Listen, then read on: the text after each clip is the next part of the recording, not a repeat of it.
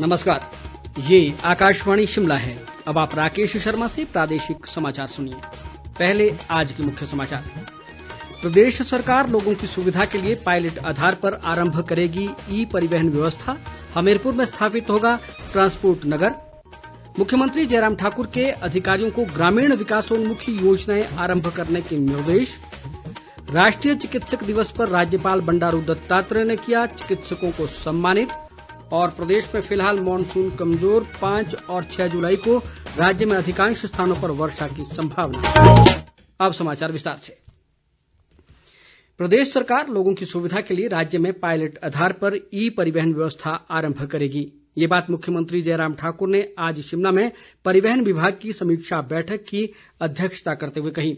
उन्होंने कहा कि इस परियोजना की सफलता के उपरांत इसे पूरे राज्य में कार्यान्वित किया जाएगा। इस पहल के अंतर्गत लोगों को परमिट के नवीनीकरण, ड्राइविंग लाइसेंस और पंजीकरण प्रमाण पत्र, संबंधित गतिविधियों व प्रीपेड टैक्सी प्रबंधन आदि की सुविधाएं प्रदान की जाएंगी। इससे लोगों को सुगमता से परिवहन सेवाओं का लाभ लेने में मदद मिलेगी। मुख्यमंत्री ने कहा कि सरकार हमीरपुर में ट्रांसपोर्ट नगर स्थापित करेगी, जिसमें ड्राइविंग टेस्ट, ट्रक ड्राइविंग प्रशिक्षण केंद्र, ट्रैफिक पार्क और वाहन के रखरखाव की सुविधा दी जाएगी। उन्होंने परिवहन निगम के बेड़े में शीघ्र ही 250 नई बसें शामिल करने की बात भी कही। इनमें 100 इलेक्ट्रिक बसें भी शामिल हैं। मुख्यमंत्री ने कहा कि सरकार ने बसों में 100% सवारियां बैठाने की अनुमति दे दी है, लेकिन चालकों, परिचालकों और यात्रियों को सुरक्षा के मापदंडों का पूरा ध्यान रखना होगा। मुख्यमंत्री जयराम ठाकुर ने कहा है कि कोरोना महामारी के दौरान केवल ग्रामीण अर्थव्यवस्था ही अपने आप को बचा पाई है, जिससे साबित हो गया है कि हमारे ग्रामीण क्षेत्रों में ही किसी भी प्रकार की परिस्थिति से निपटने के लिए मजबूत आधार उपलब्ध है।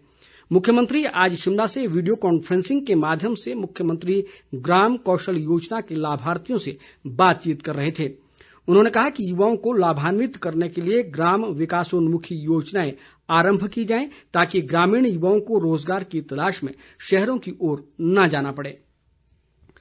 उद्योग मंत्री बिक्रम ठाकुर ने कहा है कि राज्य का समग्र विकास और जनता के हित प्रदेश सरकार के लिए सर्वोपरि है। उन्होंने कहा कि जयराम ठाकुर सरकार सही मायनों में जनता की सरकार है, जिसमें लोगों की आशाओं और आकांक्षाओं की छवि देखी जा सकती है। बिक्रम ठाकुर आज संसारपुर टेरेस और बतवाड़ में 87 गरीब और असहाय परिवारों को सहायता के रूप में चेक वितरण के मौके पर बोल रहे थे। उन्होंने कहा कि सरकार का 2.5 साल का कार्यकाल स्वर्णिम हिमाचल निर्माण का रहा है।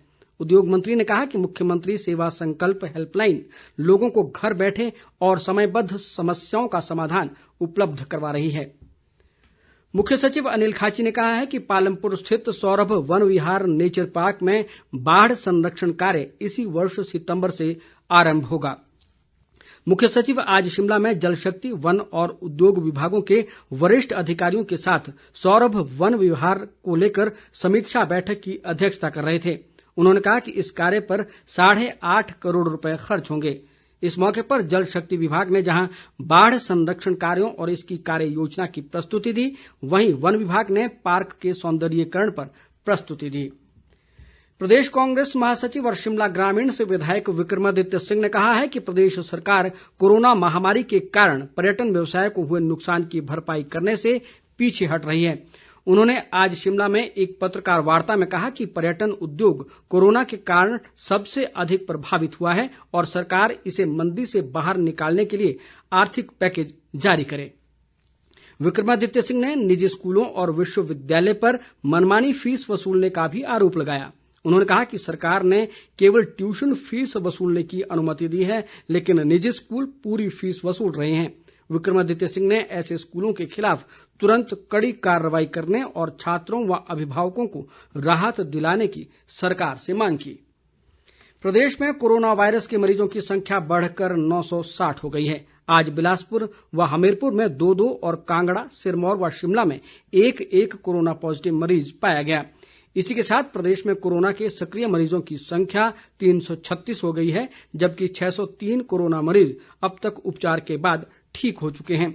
स्वास्थ्य विभाग के बुलेटिन में कहा गया है कि आज प्रदेश में 2038 लोगों का कोरोना टेस्ट किया गया, जिनमें से 1503 की रिपोर्ट आना अभी बाकी है।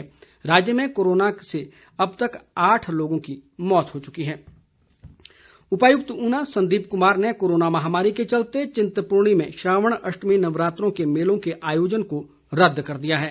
इन मेलों का आयोजन 21 से 29 जुलाई तक होना था। उपायुक्त ने कहा कि श्रावण अष्टमी नवरात्रों के दौरान चिंतपूर्णी मंदिर श्रद्धालुओं की आवाजाही के लिए पूरी तरह बंद रहेगा, लेकिन मंदिर के गर्भगृह में पुजारी अब पहले की तरह ही नियमित रूप से पूजा अर्चना करते रहेंगे। उन्होंने कहा कि मंदिर न्यास ने श्रद्धालुओं के लिए यूट्यूब पर लाइव दर्शन की व्यवस्था की है। राज्यपाल बंडारू दत्तात्रेय ने आज राष्ट्रीय चिकित्सक दिवस के मौके पर राजभवन शिमला में विभिन्न स्वास्थ्य संस्थानों में कार्यरत चिकित्सकों को सम्मानित किया। राज्यपाल ने इस मौके पर कोरोना महामारी के दौर में अपनी जान को जोखिम में डालकर डॉक्टरों द्वारा मानवता को बचाने के लिए दी जा रही बहुमूल्य सेवाओं के लिए उनका आभार जताया। राज्यपाल ने कहा कि इस साल चिकित्सक दिवस का महत्व और भी बढ़ गया है क्योंकि कोरोना महामारी के इस दौर में डॉक्टर मानवता को बचाने के लिए अपनी 100% सेवाएं देने में जुटे हैं। उन्होंने कहा कि कोरोना महामारी को हराने के लिए चिकित्सक पहले दिन से ही कड़ी मेहनत कर रहे हैं और इसी का नतीजा है कि दुनिया के विकसित देशों की तुलना में भारत की स्थिति कोरोना के मामले में काफी बेहतर है। सांसद रामस्वरूप शर्मा ने कहा है कि प्रधानमंत्री नरेंद्र मोदी के आत्मनिर्भर भारत अभियान से देश वैश्विक ताकत बनकर उभरेगा और इससे आर्थिक व विकास गतिविधियों को नई गति मिलेगी। रामस्वरूप शर्मा आज मंडी में जिला विकास समन्वय व निगरानी समिति की बैठक की अध्यक्षता कर रहे थे। उन्होंने कहा कि कोरोना महामारी के दौरान भी प्रदेश में विकास की रफ्तार कम नहीं हुई है। उन्होंने इसका श्रेय प्रधानमंत्री नरेंद्र मोदी और मुख्यमंत्री जयराम ठाकुर को दिया। सांसद ने कहा कि प्रदेश में आर्थिक व विकास गतिविधियों को नई ऊर्जा व गति देने के लिए निर्णायक कदम उठाए गए हैं जिनका सकारात्मक असर दिखने लगा है। कोरोना संक्रमण के कंटेनमेंट क्षेत्रों से बाहर गतिविधियां शुरू करने के लिए अनलॉक 2 के नए दिशा निर्देश आज से लागू हो गए हैं। गतिविधियां फिर शुरू करने की चरणबद्ध प्रक्रिया आगे बढ़ा दी गई है।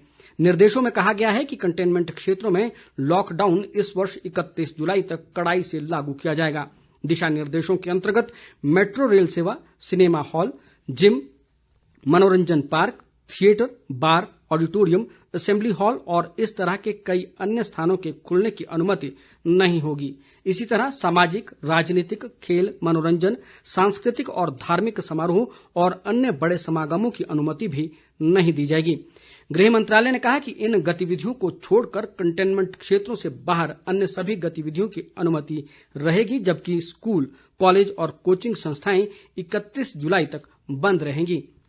अंतर्राष्ट्रीय समाजसेवी संस्था आर्ट ऑफ लिविंग 3 से 5 जुलाई तक सुबह 8 से 10 बजे तक प्रदेश के मीडिया कर्मियों के लिए निशुल्क ऑनलाइन योग शिविर का आयोजन करेगी। संस्था की प्रदेश मीडिया प्रभारी तृप्ता शर्मा ने बताया कि इस कोर्स के माध्यम से शरीर को स्वस्थ रखने और मानसिक तनाव से दूर रहने के विभिन्न योगासन सिखाए जाएंगे। उन्होंने प्रदेश के सभी मीडिया कर्मियों से इस अवसर का लाभ उठाने की अपील की है।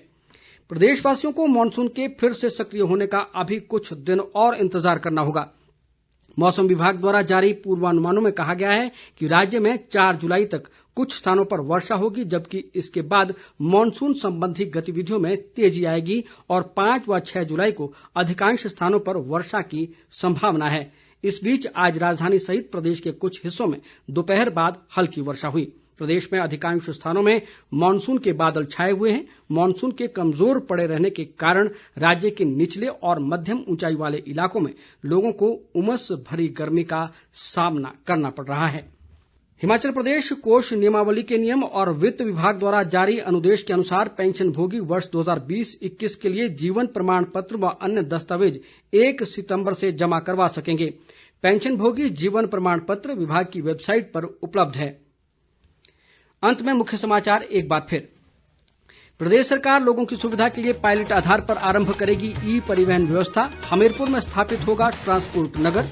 मुख्यमंत्री जयराम ठाकुर के अधिकारियों को ग्रामीण विकासोन्मुखी योजनाएं आरंभ करने के निर्देश। राष्ट्रीय चिकित्सक दिवस पर राज्यपाल बंडारू दत्तात्रेय ने किया चिकित्सकों को सम्मानित। और प्रदेश में फिलहाल मानसून कमजोर, 5 व 6 जुलाई को राज्य में अधिकांश स्थानों पर वर्षा की संभावना। इसी के साथ ये समाचार बुलेटिन समाप्त हुआ। नमस्कार।